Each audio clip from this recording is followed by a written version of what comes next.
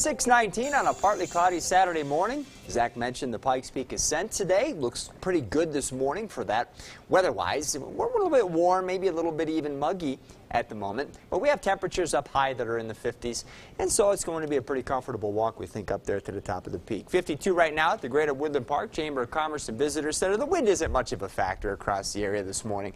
64 degrees at Muggabuck Pest Control. We have been pretty mild around Colorado Springs. Have a mixture of 60s to around 70 around town at the moment.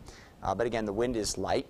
And we've had some real pretty colors in the sky in places this morning. We're starting to lose that now as the sun's getting just a little bit higher. But still looks nice out there. Walsenburg at the Spanish Peaks Veterans Community Living Center. We have 66 with a little bit of a breeze, moving Old Glory around there. And you can see some of what's left of the color out there on the eastern horizon. So Skycast is showing clouds and sun through about lunchtime or so, but no showers expected here along the Front Range through noon. We'll have a few out here maybe along the Continental Divide.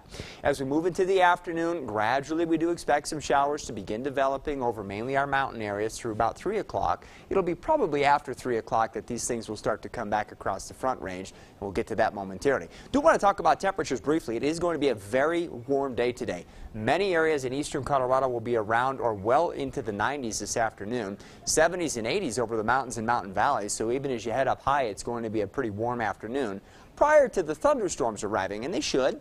As we move through 6 o'clock, notice the Skycast is showing a better coverage of some spotty showers and thunderstorms along the Front Range, and we even start to see a few developing out here across the plains, though I think you'll have to wait until later on this evening before you pick up some rain.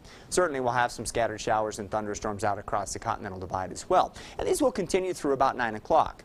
In spots you see some yellows on the maps, maybe even some oranges. It's an indication that the stronger cells today could once again produce some bursts of heavy rain, certainly some frequent lightning and some gusty wind. We don't really expect much threat for severe weather today. That might change a little bit later on this weekend into tomorrow. And then gradually overnight tonight, the storms will come to an end. We'll end up partly cloudy by about 3 o'clock in the morning and should wake up with the sky that looks a little similar to what we've had this morning. Tomorrow temperatures aren't going to change very much. We'll go with about 87 for a high in Colorado Springs. We will ramp up the coverage of storms from the 30% today to about 40% tomorrow, and we should maintain that Monday. Again, heavy rain probably our primary threat here along the Front Range, but we might even have to talk a little bit about that severe weather potential in parts of eastern Colorado starting tomorrow and lasting into Monday. And then pretty big change actually for this time of year. A fairly decent cold front's going to come through Tuesday into Wednesday. That's going to do two things for us. Obviously it's going to cool us off, but it's also going to dry us out considerably. And we think as we head through the middle and latter half of next week, we'll be done with thunderstorms for a little while. Gradually we'll warm back up. By Thursday and Friday we'll be in the 80s. 90s through the weekend in Pueblo will take the edge off the heat starting Monday, but certainly you'll notice it more so Tuesday and Wednesday. Could wake to a little bit of morning low cloud cover or fog Wednesday morning. But besides that, it looks pretty quiet on the thunderstorm front, with highs getting back into the 90s not until Thursday and Friday. So we'll get a little break from the worst of the heat. Canyon City will have your temperatures fall back into the 80s as we move into the middle of next week. Again, next 3 days or so, good chances for rain. Couldn't rule out a storm Tuesday. Afterwards, it looks dry for a little while. We'll get back up to 90 by Friday. Mountain areas should see temperatures fall back into the 60s by Tuesday and Wednesday. And I think your chances for heavy rain, while good the next few days, will probably wane afterwards.